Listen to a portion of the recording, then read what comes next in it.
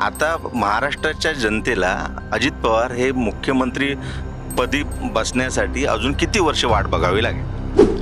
जोपर्यंत अजित पवार 145चा आकडा फिगर त्यांच्या पाठीशी उभी करत नाही तोपर्यंत. तर अल्पसंख्याक आणि नवाब मलिक याबाबत अजित पवार या पक्षाची म्हणजे राष्ट्रवादी काँग्रेसची काय भूमिका आहे? नवाब मलिकच्या बाबतीमध्ये तुम्हाला सांगतो, नवाब मलिकवर कुठलाही गुन्हा आरोप झाले पण गुन्हा सिद्ध झालेला नाही. उद्धव ठाकरे म्हणतायत की अजित पवार आणि अमित शहा आणि एकूण हा जो कंपू आहे यांनी गौतम अदानी यांच्या सहकार्याने माझं सरकार पाडलं. याबाबतीत तुमचं काय म्हणणं आहे? उद्धवने आता तुमचे 1,500चे 3,000 रुपये केले आहेत, तर राज्याचा अर्थखाते तुम्ही सांभाळता, हे शक्य आहे का? हे अजिबात शक्य नाही. विधानसभेला लोक वेगळा विचार करतात, लोकसभेला वेगळा विचार करतात. घराणेशाही म्हणतात. हे काही कुणी बटणं दाबत नाही, त्याला निवडून यावं लागतं. सत्तेसाठी तुम्ही परत जर तशी शक्यता निर्माण झाली तर शरद पवार यांच्यासोबत जाण्याची शक्यता आहे का? प्रयत्नांती परमेश्वर. तर पण महायुती थम्पिंग म्हणजे 145+ राज्यामध्ये पुन्हा येईल का? हो, येईल. नमस्कार. आपलं महानगर मायमहानगर.comच्या या खुल्लमखुल्ला चर्चेमध्ये आज आपल्यासोबत अशी व्यक्ती आहे, महाराष्ट्राच्या राजकारणामध्ये 5 वेळा उपमुख्यमंत्रीपद, 10 वेळा राज्याचं बजेट मांडलेलं आणि कायम विकास या विषयावरतीच लक्ष केंद्रित केलेले असे उमदे नेतृत्व, राष्ट्रवादी काँग्रेस पक्षाचे राष्ट्रीय अध्यक्ष, विद्यमान उपमुख्यमंत्री अजित पवार. सर, आम्हाला वेळ दिल्याबद्दल फार फार धन्यवाद. तुम्हालाही नमस्कार. आता अनेक मतदारसंघामध्ये राष्ट्रवादी विरुद्ध राष्ट्रवादी अशी लढत आहे. या लढतीबाबत तुम्हाला काय वाटतं आणि सर्वाधिक जागावर विजय मिळवण्यासाठी तुमचा निवडणूक अजेंडा काय आहे?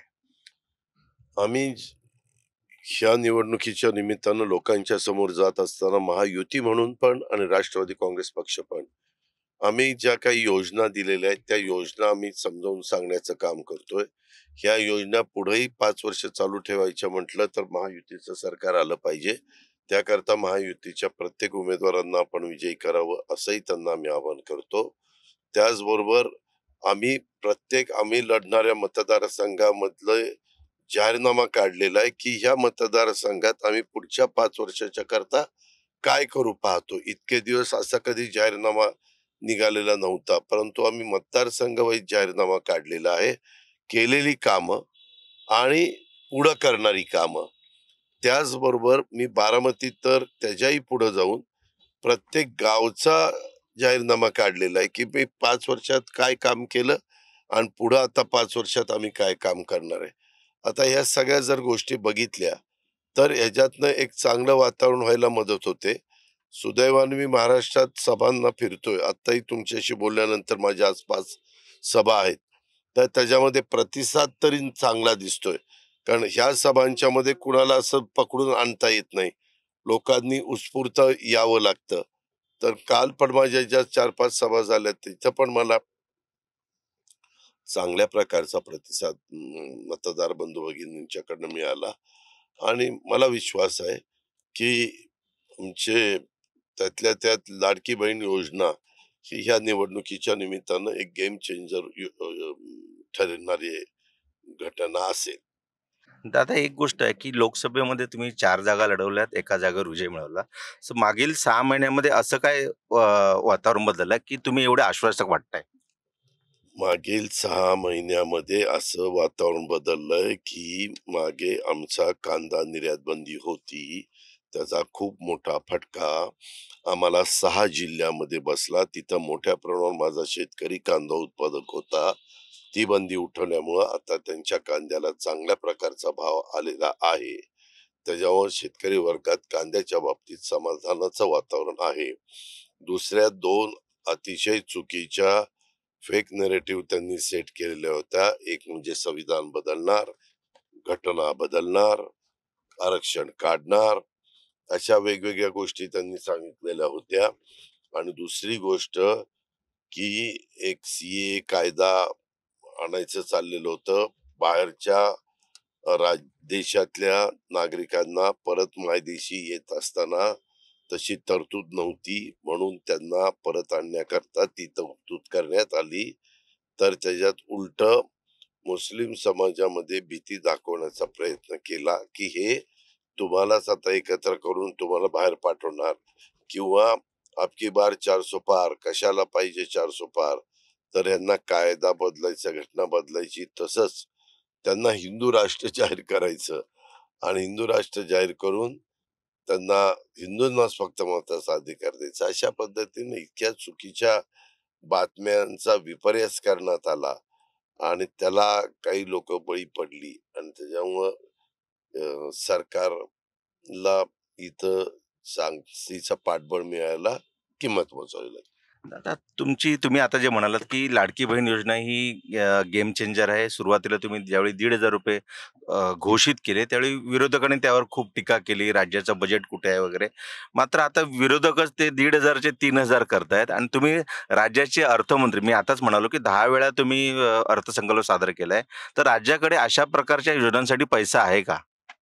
आता माझा जो अभ्यास आहे तो बघता आपल्याकडे गेल्या वर्षी 6.5 लाख कोटी रुपये बजेट होतं. यावेळेस बहुतेक ते 7 लाख कोटी होईल. तर त्याच्यामध्ये जवळपास थोडे कमी निम्मे पैसे पगाराला करता, त्याचबरोबर पेन्शन करता आणि त्याचबरोबर घेतलेल्या कर्जाचं व्याज देण्याकरता, ह्या गोष्टी करता द्यावं लागतं आणि निम्मे पैसे डेव्हलपमेंटला उपयोगी पडतात. आता आम्ही योजना ज्या केल्या त्याच्यातच 75,000 कोटी रुपयाची कामं आहेत आणि दरवर्षी 75,000 कोटी रुपये त्या योजनांच्या करता खर्च करावे लागतात. त्याच्यामध्ये 3, 5, 7.5 हॉर्सपॉवरच्या वीज बिलाची माफी एक आहे. लेक माझी लाडकी ती योजना आमची शेतकऱ्यांची आहे. शेतकऱ्यांची नाही, सगळ्या घटकांची आहे. त्याच्यामध्ये एक 44 45,000 45,000 कोटी 2,50,00,000 आम्ही टार्गेट ठेवले. आता 2,30,00,000 झालंय. परंतु निवडणूक संपल्यानंतर बाकीचं राहिलेलं पण टार्गेट पूर्ण होईल याबद्दल माझ्या मनामध्ये मात्र शंका नाहीये. ते तिथं आम्ही त्या बाबतीमध्ये केलं. अशा दुधाला दर आम्ही वाढवून दिला. दुधाला दर पूर्वी पण ₹28 होता, 3-5-8 बसला. आता आपण त्याला ₹35 द्यायचं म्हणतोय. ₹28 ते ₹7 आता इन्सेंटिव्ह 1 ऑक्टोबर 2024 पासून. अशा प्रकारे आम्ही ह्या सगळ्या गोष्टी करतोय आणि त्याच्यातनं लोकांना मदत झाल्यावर समाधान त्यांच्या चेहऱ्यावर दिसतच आणि आम्ही त्या पद्धतीनं पुढं जायचा प्रयत्न करतो.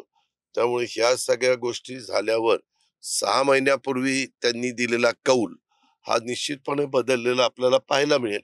त्याचं कारण असं आहे, की नेहमी विधानसभेला लोक वेगळा विचार करतात, लोकसभेला वेगळा विचार करतात. 99 साली आपल्याकडे एकाच वेळेस विधानसभा, लोकसभा झाली होती. त्यावेळेस लोकसभेला वाजपेयींचं सरकार आणलं. विधानसभेला त्यांनी राष्ट्रवादी काँग्रेस, काँग्रेसचं सरकार आणलं. हा इतिहास नाकारता येत नाही. राष्ट्रवादी काँग्रेसची अल्पसंख्याकांच्या बाबतीमध्ये भूमिका काय आहे? आणि त्याला जोडून असा एक प्रश्न आहे, की नवाब मलिक यांच्या उमेदवारीवरून खूप वादंग वाजलं होतं. भाजपने त्यांचा प्रचार करत नाही. तर अल्पसंख्याक आणि नवाब मलिक याबाबत अजित पवार या पक्षाची म्हणजे राष्ट्रवादी काँग्रेसची काय भूमिका आहे? मी सोशल इंजिनिअरिंगचा विचार केलेला आहे. शिवशाहू फुले आंबेडकरांची विचारधारा, त्या विचारधारेने आम्ही पुढे चाललेलो आहे. आता हे सगळं होत असताना मी जागा देताना 12.5% जागा मला जेवढ्या आल्या त्याच्यात आदिवासीला दिल्या. त्याचबरोबर आम्ही त्याच्यामध्ये 12.5% जागा आदिवासींना दिल्यात. मागासवर्गीयांना 12.5, आदिवासींना 12.5. 10% जागा मुस्लिम समाजाला दिल्यात, 10% जागा महिलांना दिल्यात. अशा पद्धतीनं आमचं सरकार हे सकारात्मक आहे आणि एवढ्या घटकाला पुढे नेऊन जाण्याचा आमच्या सरकारचा निश्चितपणे विचार आहे आणि त्या पद्धतीनं आमची पावलं पण उचलली गेलेली आहेत. नवाब मलिकच्या बाबतीमध्ये तुम्हाला सांगतो, नवाब मलिकवर कुठलाही गुन्हा, आरोप झाले पण गुन्हा सिद्ध झालेला नाही. एखाद्या व्यक्तीवर आरोप नुसते होऊन गुन्हा न सिद्ध होता त्याला दोषी ठरवायचं हे बरोबर नाही. माझी विनंती आहे की ह्या बाबतीमध्ये काही झालं तरी नवाब मलिक साहेबांच्यावर आरोप सिद्ध होत नाहीत तोपर्यंत अजिबात त्यांना आरोपी समजण्याचं कारण नाही. लोकसभेमध्ये मराठा आरक्षणाचा फटका खूप मोठा फटका महायुतीला बसला. आता मराठा आरक्षण किंवा जरांगे फॅक्टर विधानसभेच्या निवडणुकीमध्ये तुम्हाला दिसतोय का? जरंगेजी त्यांच्या पद्धतीनं काम करतायत, इतर पण लोक आपापल्या पद्धतीनं काम करतायत. मध्ये जरंगेने सांगितलेलं होतं की मी हे करीन म्हणून, निवडणूक जाहीर करण्याचं त्यांनी जाहीर केलं आणि माझ्याकडे लोकांनी यावं, मी तर तिथं उमेदवार जाहीर करेन. पण इतकी लोकांची संख्या वाढली, एवढी गर्दी वाढली, सगळेच तिथं गेले, तिथं सगळ्यांनी भेटी दिल्या असं टीव्हीला पेपरला येत असतं. प्रमुख लोक जर गेली तर तिथं आम्ही बघतो तर तिथं ते भेटतात आणि सगळे जण आम्हाला पाठिंबा द्या, आम्हाला पाठिंबा द्या अशा प्रकारची मागणी करतात. आता त्यांनी काय करावं हा त्यांचा अधिकार आहे.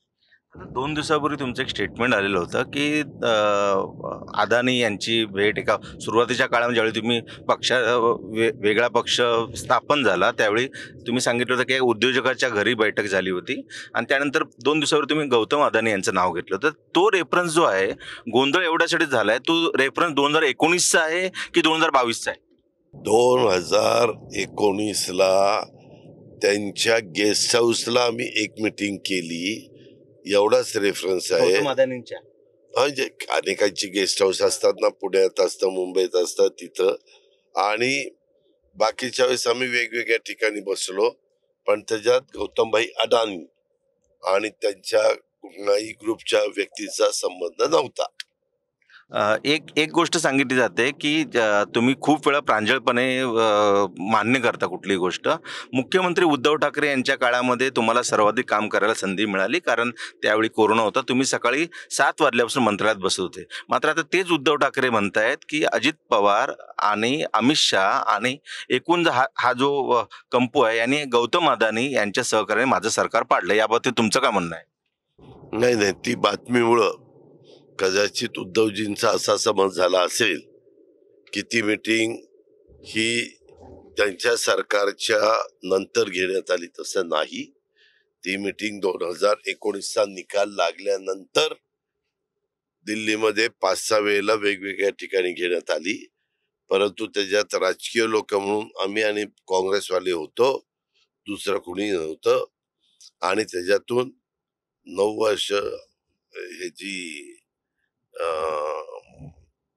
आपल्या यांचा कुणाचा संबंध नसताना त्यांचं नाव त्याच्यामध्ये ओढण्याचं काही कारण नाही.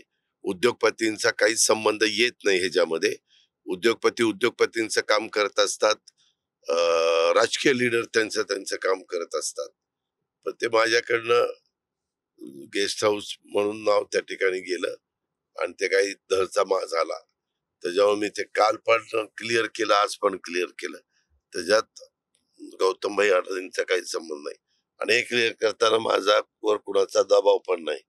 मला मी काही कुणाच्या दबावाला तुमच्या दबाव असं सांगितलं जाते म्हणून नाही, अजिबात नाही. कशाचा दबाव? तुम्ही आता मला इतक्या वर्ष ओळखता, मी कधी कुठल्या दबावाला दबलोय? दादा, तुम्ही स्पष्टपणे बोलणारे नेतृत्व म्हणून ओळखले जातात पूर्ण राज्य. बारामतीत तुम्ही लोकसभेला म्हटलं की तुमच्याकडून एक चूक झाली होती, जी तुम्ही सुनेत्रा वहिनींना तिकीट दिली. आता काकांनी तुमच्या थेट नातवाला तुमच्या विरोधात उभं केलं आहे. काय वाटतं योगेंद्र पवारसाठी ही निवडणूक सोपी असेल का? तुमचे विरोधक सुद्धा आहे. नाही, ह्या निवडणुकीच्या निमित्तानं आम्ही जेवढे उमेदवार आहेत तो प्रत्येक जण आपापल्या परीनं आपल्या उमेदवारांना निवडून आणण्याचा प्रयत्न करतोय.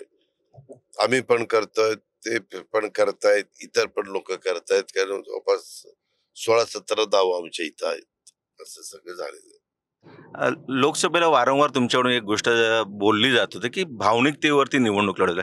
पण आता तुम्ही सुद्धा भावनिकतेवरतीच आलेले आहात, कारण ज्या पद्धतीने लोकसभेला ताईला संधी दिली, आता मला संधी द्या, बारामतीचा विकास, तालुक्याचा विकास हा मीच करणार आहे आणि काही लोकांचं वय लक्षात घेता यापुढे तुमच्याकडे जबाबदारी, हे वक्तव्य काय सांगतात दादा?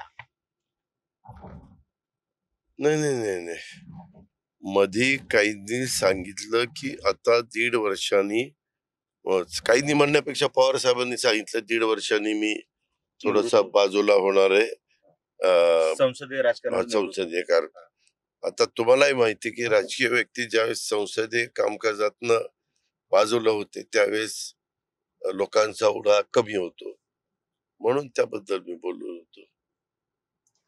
एक एक आहे बारामतीचे स्पेसिफिक की अ, शरद पवार यांनी बारामतीमध्ये पाया रचून ठेवला म्हणून तुम्ही विकास पुढे नेला, असा एक नॅरेटिव्ह सेट केला जातोय. याबाबतीत काय खरं आहे? म्हणजे तुम्ही 35 वर्ष साधारण तुमची 6वी टर्म आहे, एकदा तुम्ही खासदारकी झालेले आहात, 5 वेळा उपमुख्यमंत्री आहेत, विरोधी पक्षनेते राहिलेले आहेत. हे सगळं बघता पवार साहेबांचं बारामतीसाठी योगदान आहे का?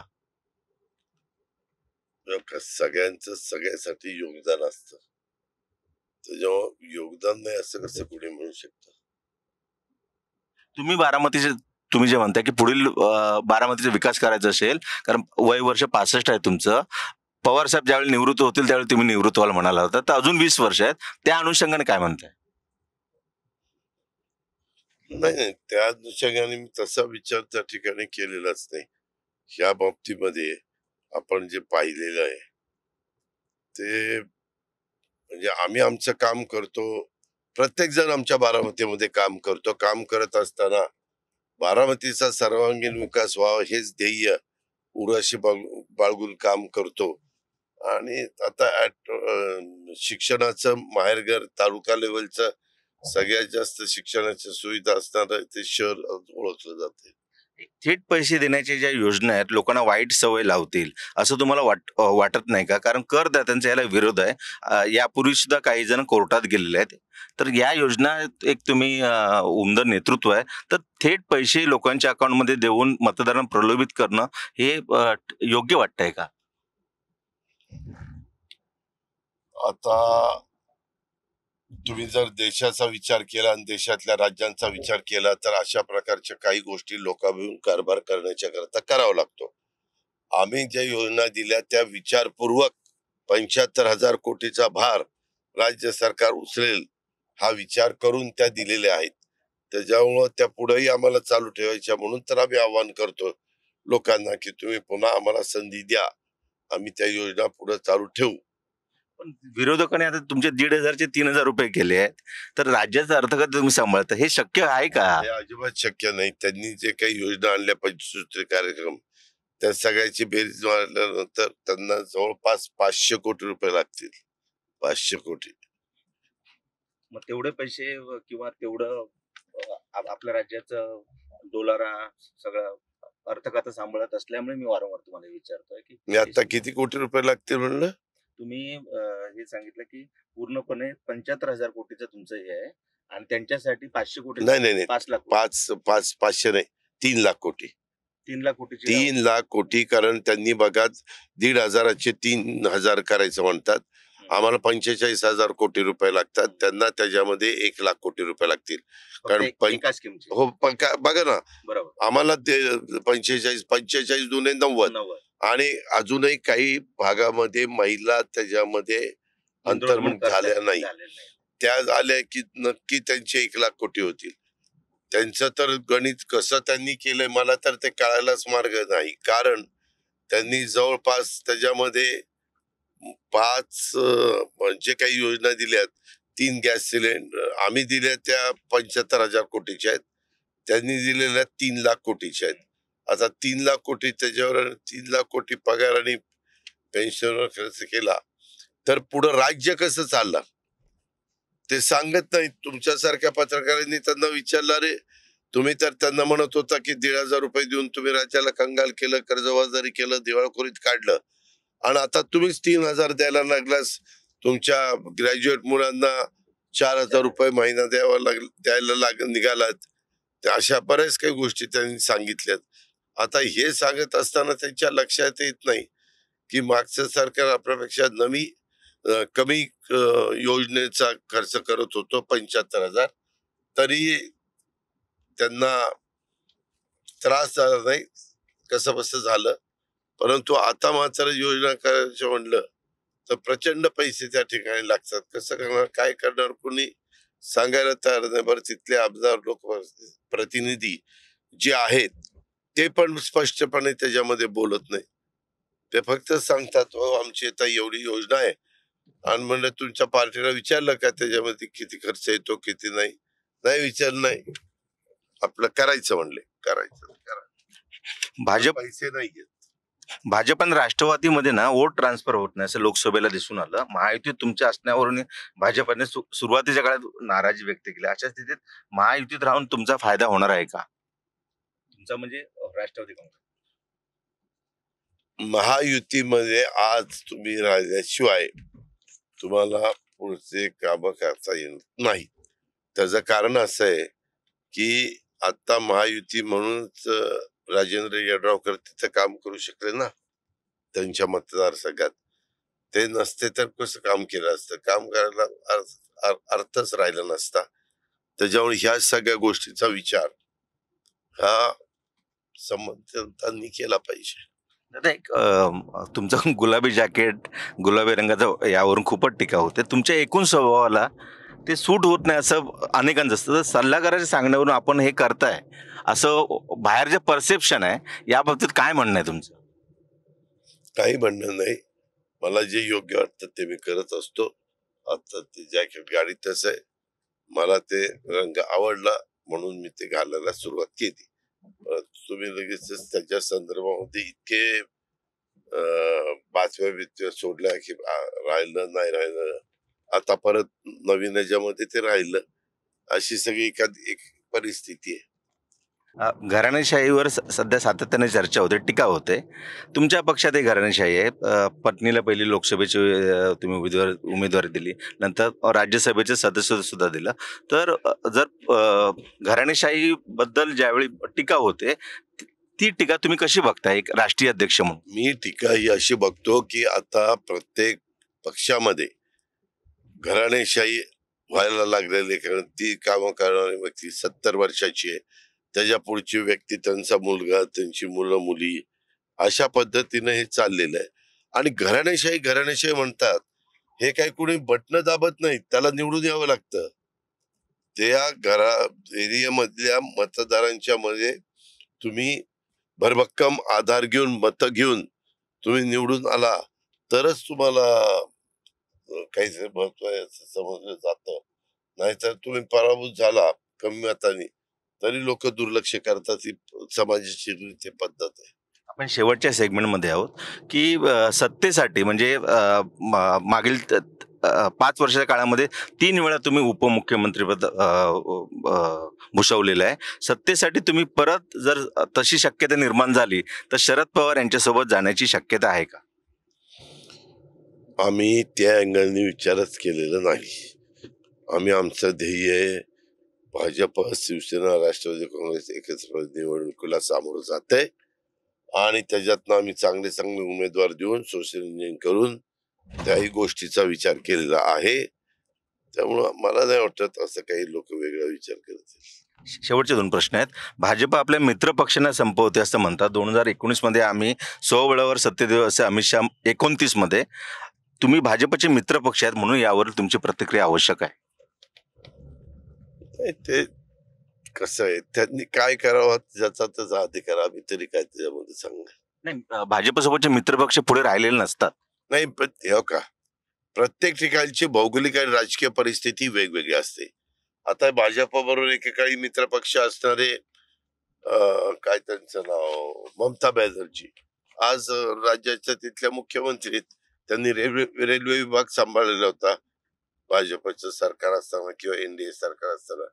असे प्रत्येकाने काही ना काही डिपार्टमेंट सांभाळलेली आहेत आणि ते त्या बाबतीमध्ये काम करायला सक्षम आहेत असं माझं सगळं स्पष्ट मत आहे. यावेळी प्रचारासाठी बारामतीसाठी तुम्ही खूप वेळ देताय.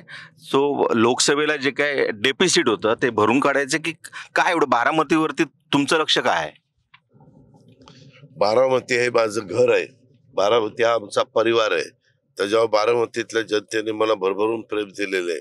91 साली माझी पाठी कोरी असताना आणि मला जास्त अनुभव नसताना देखील बारामतीकरांनी पार्लमेंटला मला पाठवलेलं होतं आणि नंतर परत राजीनामा देऊन आमचे धनंजय मुंडे तिथं, आणि आम्ही सगळे वेगवेगळ्या भागातनं तिथं निवडून आलो. बीडचं बोलायचं झालं तर धनंजय मुंडेंनी तिथं ते प्रतिनिधित्व तिथं करतात. दादा, 5 वेळा उपमुख्यमंत्रीपद. आता महाराष्ट्राच्या जनतेला अजित पवार हे मुख्यमंत्री पदी बसण्यासाठी अजून किती वर्ष वाट बघावी लागेल? जोपर्यंत अजित पवार 145चा आकडा फिगर त्यांच्या पाठीशी उभी करत नाही तोपर्यंत. पण मला एक सांगा की हे सर्व पक्ष, एका पक्षाचं कोणतं सरकार नसतं. आता तुम्ही जागात लढवताय 55, तर 145चा आकडा यावेळी 2029ला शक्य होईल का?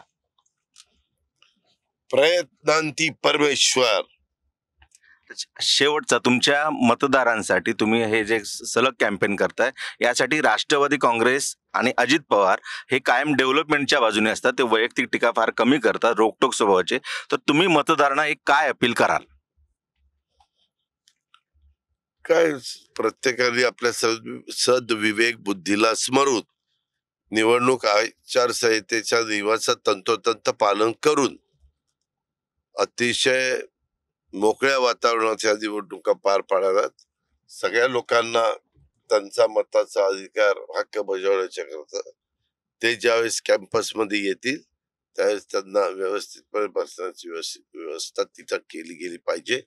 आणि मतदारांनी जेवढे उमेदवार आहेत ते बघून कोण उमेदवार आपल्याला चांगलं प्रतिनिधित्व विधानसभेमध्ये करू शकेल हे त्यांनी तपासलं पाहिजे आणि त्यांना त्या ठिकाणी संधी दिली पाहिजे, असं माझं मत आहे.